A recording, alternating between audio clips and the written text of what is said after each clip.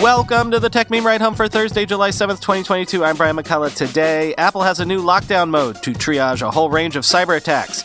Also, Mark Gurman has some details on that new expected rugged Apple Watch. Twitter is testing co-tweets. More details on the new version of Meta's VR headset and the weekend Longreads suggestions. I'll explain. Here's what you missed today in the world of tech.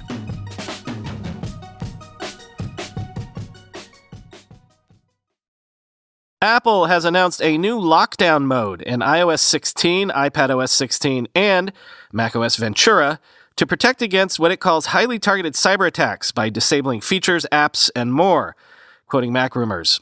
Apple says the optional security feature is designed to protect the very small number of users who may be at risk of, quote, highly targeted cyber attacks from private companies developing state-sponsored spyware such as journalists, activists, and government employees. Apple says lockdown mode is enabled in the third beta version of iOS 16, iPadOS 16, and macOS Ventura released today, and the feature will be available to all users when the software updates are released later this year. While the feature is aimed at users who are targets of cyber attacks, it appears that it can be enabled by any user. Lockdown mode is turned off by default and can be enabled in the privacy and security section of the settings or system settings app. After being turned on, lockdown mode can be turned off at any time in the same section of the settings app. Enabling or disabling lockdown mode requires restarting the device and entering the device's passcode. When enabled, Apple says lockdown mode provides an extreme level of security by strictly limiting or disabling the functionality of features, apps, and websites. At launch, lockdown mode will include the following protections. In the Messages app, most message attachment types other than images are blocked, and some features like link previews are unavailable. Incoming FaceTime calls from people you have not previously called are blocked. Incoming invitations for other Apple services from people you have not previously invited are also blocked. Some complex web technologies and browsing features, including just-in-time JavaScript compilation, are disabled unless the user excludes a trusted site from lockdown mode. This protection applies to Safari and all other web browsers using WebKit across the iPhone, iPad, and Mac. Shared albums will be removed from the Photos app, and new shared album invitations will be blocked. When a device is locked, wired connections with other devices or accessories are blocked.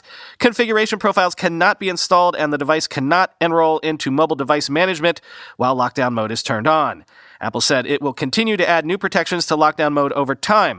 Apple has added new categories to its security bounty program to reward researchers who find lockdown mode bypasses and help improve its protections, with bounties to be doubled for qualifying findings in lockdown mode up to a maximum of $2 million, end quote.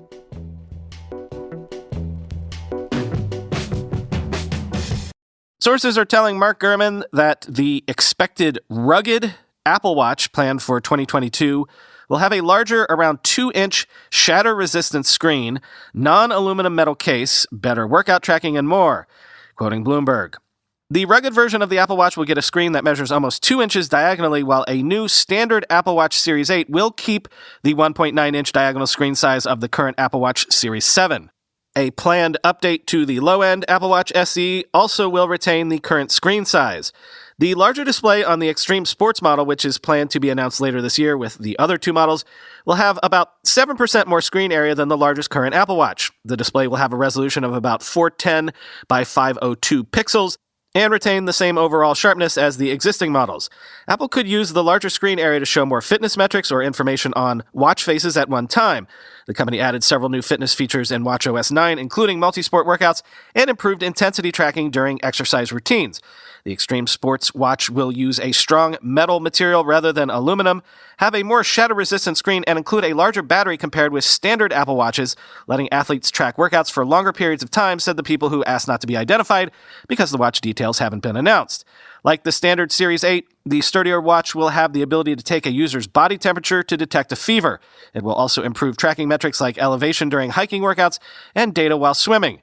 All of the new Apple Watches will use an S8 processor with similar performance to the S7 chip in the Apple Watch Series 7, which was on par with the S6 in the Apple Watch Series 6 from 2 years ago. This will mark the first time that the company is retaining the same general performance in the Apple Watch for 3 generations in a row, end quote.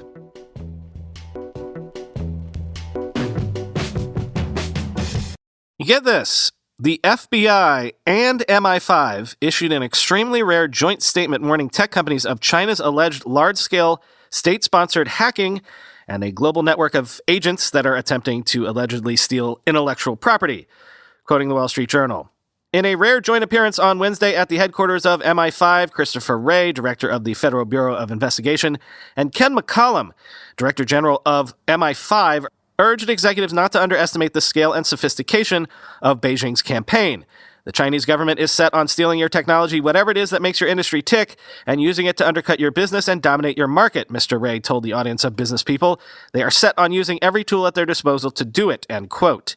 China uses state-sponsored hacking on a large scale, along with a global network of intelligence operatives in its quest to gain access to technology it considers important, Messrs. Wray and McCollum said.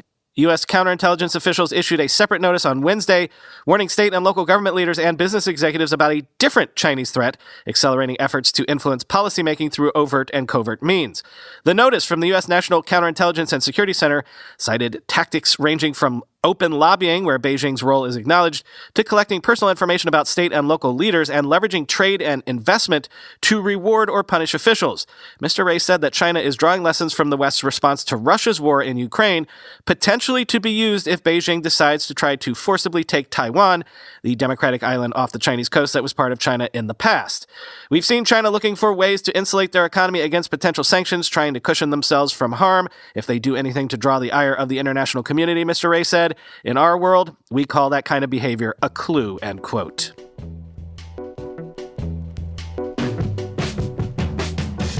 Reddit has launched an NFT-based avatar marketplace with 90 profile pictures available for purchase at a fixed rate, expanding on support for Ethereum-based NFTs. Quoting TechCrunch, the company noted that if you purchase one of its limited edition NFTs, you will have licensing rights to use it on and off Reddit as an avatar. These rights aren't as extensive as owning an NFT from Yuga Labs' Bored Ape Yacht Club collection, which allows you to make merchandise or TV shows based on the Bored Ape you own. What's more, you can mix and match your avatar's look with merch available in the Avatar Builder, and the avatar will have a glow-like effect next to your comments in communities. This is not Reddit's first rodeo with NFTs. Earlier this year, the company began testing a feature that would allow you to set any Ethereum-based NFT as your profile picture, weeks after Twitter released a similar function. Last year, Reddit released limited edition NFTs based on its mascot Snoo, called Crypto Snooze. Reddit has partnered with Polygon, an Ethereum-compatible blockchain, to mint these avatars on-chain. You can use Reddit's own blockchain wallet called Vault, which is available on the firm's native app, to store and manage these NFTs. Currently, Vault is used to earn blockchain-based community points and spend them on special features like badges and animated emoji. Today, NFT avatars will be available to members of the r/collectible avatars invite-only subreddit for a first look. The community will have details about setting up a wallet, exclusive AMAs by artists, and behind-the-scene posts about the one-off profile pictures. Since there's no auction, all NFTs have a fixed price and can be bought through fiat currencies like US dollars. Listing prices for these NFT avatars range from $9.99 all the way up to $99.99. If you are not part of that community, the company noted that these collectible avatars will be available to buy on its Avatar Builder page for everyone in the coming weeks, end quote.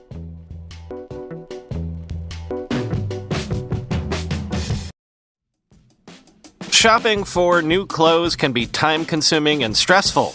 Why not let Stitch Fix do all of the work for you so you can spend more time doing the things you actually love? It's easy and fun to get started. First, take a few minutes to set up your Stitch Fix style profile, answer a few questions about what you'd like to wear, what you don't, and how open you are to trying new styles.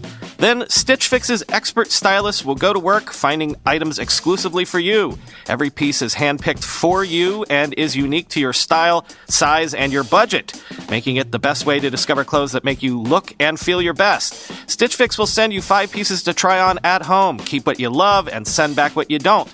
Shipping, returns, and exchanges are easy and free. Plus, there's no subscription required. Try once or set up automatic deliveries. There are no hidden fees ever.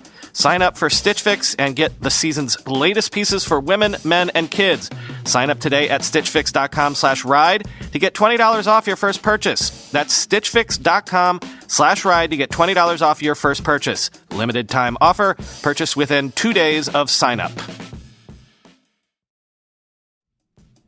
This episode is supported by WorkCheck, an original podcast from Atlassian, makers of teamwork software like Jira, Confluence, and Trello. WorkCheck takes workplace practices like Agile at scale, offsites, and dogfooding, and separates the hype from the helpful. Each episode, 2 Atlassians debate how the practice should be applied, if at all. It's never been more important to think about the ways we interact with our teammates, whether we're heading back to the office or staying remote. So this season, WorkCheck is debating questions like, should you really wear PJs to a work Zoom? Could the 4-day work week be a game changer for your team? And should you only give your coworker feedback to their face? All that and more on this season of WorkCheck. I checked out the PJs on Work Zoom and the 4-day work week episodes of WorkCheck, and they're very valuable. Anyone working in tech, and frankly, anyone working in this modern environment in any industry, will have a lot of actionable takeaways from this show. Listen to WorkCheck on Apple Podcasts or anywhere you listen to podcasts. We'll also include a link in the show notes. My thanks to WorkCheck for their support. This is either really weird or really cool. I kind of can't decide. Quoting The Verge, Twitter has started testing a new co-tweets feature this week.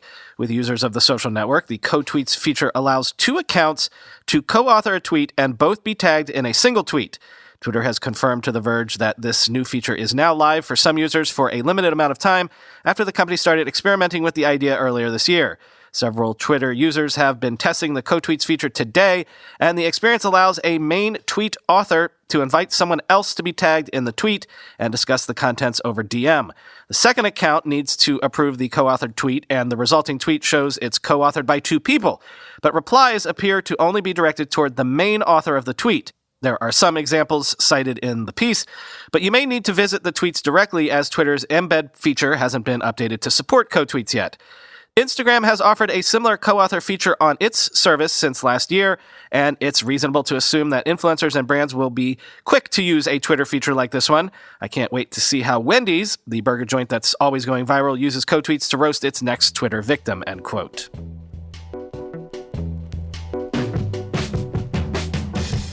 Code in Meta's iPhone app for VR headsets suggests Meta's Project Cambria headset will be called the Meta Quest Pro. A source says it will cost over $1,000. Quoting Bloomberg, Meta has been touting its new device since last year using the codename Project Cambria. The company is likely to introduce the official name later this year, along with details about the headset's availability. It will cost more than $1,000, according to a person with knowledge of the matter, who asked not to be identified because the details aren't yet public. The device is a major priority for Meta, which has recently scaled back other hardware projects, such as a smartwatch, and will be a prime competitor to Apple's upcoming mixed reality headset when it goes on sale next year. The new Meta headset will have far better graphics processing and power compared with the regular Meta Quest headset. It will also include external high-resolution cameras to simulate AR in color, eye tracking, more storage, new controllers, and high-resolution displays for virtual reality, end quote.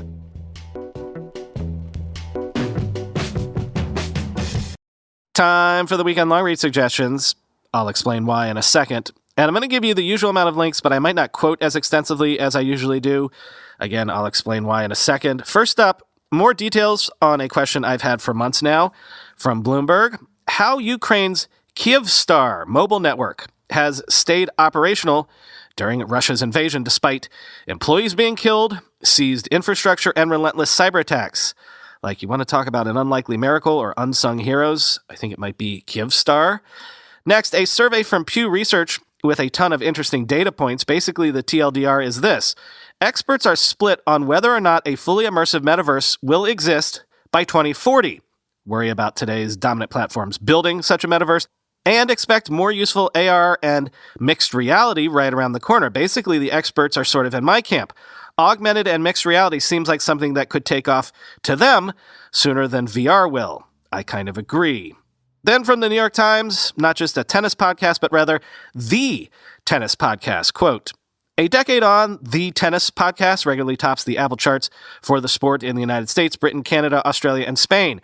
It is a favorite of the game's luminaries and commentators such as Billie Jean King, who has listened to the entire archive, Chris Evert, Pam Shriver, and Mary Carrillo. In the United States, it recently ranked 40th among sports podcasts. In certain moments, such as during Marismo's Crisis, it is how the sport talks to itself. Whitaker, Law, and Matthew Roberts, who began as the show's Twitter intern in 2015 when he was still in college, are the genre's charming garage band that broke through, though they are not sure why. Maybe tennis debate just sounds more proper with British accents. The tennis podcast has become an interesting test case for a crowded podcast market where it's hard to develop an audience and even harder to make a living, as the three are trying to do. Roberts, 26, is still not sure if this is a legitimate career choice. Maybe I'll write some more, he wondered one evening in Paris, end quote. Interesting question. podcasting as a valid career choice? Thanks as ever to all of you for making that possible, for me at least. And finally today from Rolling Stone, inside a superfan's secret friendship with Eddie Van Halen. Over the last 5 years of his life, the rock icon had a clandestine correspondence with a former music journalist, spilling gossip, gripes, hopes, fears, and revealing himself like never before. Quote, "How's Michael Anthony doing?" That's the first thing I say to Eddie Van Halen, the legendary guitarist and co-namesake of the rock band Van Halen.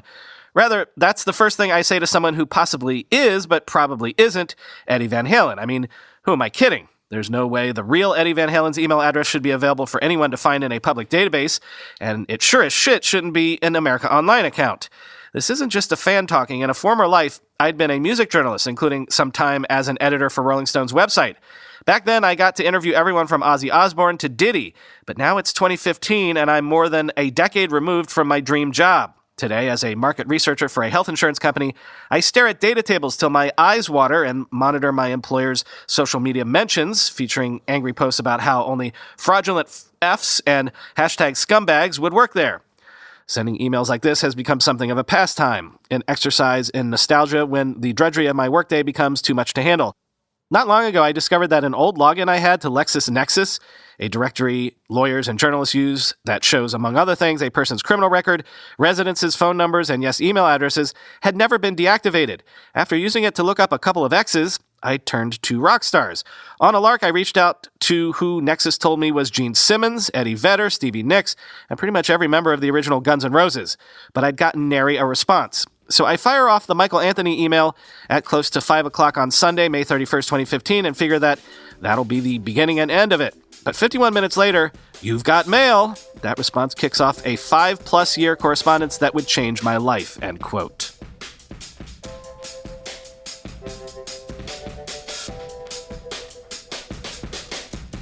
So, at long last, COVID has come for me. That's why we're back in Brooklyn. We knew we had been exposed, so this isn't quite a surprise. Hats off to the city of New York. I called a 1-800 number, answered some questions, and Paxlovid should be delivered to my door any minute now. So I had been planning to take tomorrow off anyway. I'm going to post the second part of the eBay story from the Internet History Podcast tomorrow. And then the plan was to just relax, which I guess is an enforced relaxation at this point. Gonna just play Mario Kart with my son and Crusader Kings 3, try to use the Kingdom of Brittany to take over England, sort of like William the Conqueror did, and just wait for the Paxlovid to do its thing, I guess. In theory, on Monday, that would be the last day of the Paxlovid regime, so I believe I'll be talking to you then. But here's a small note that if for some reason you don't hear from me on Monday, I'll have someone give you more details, or else I'll arrange a guest host or something like that. But let's assume we talk on Monday. Be well, everybody.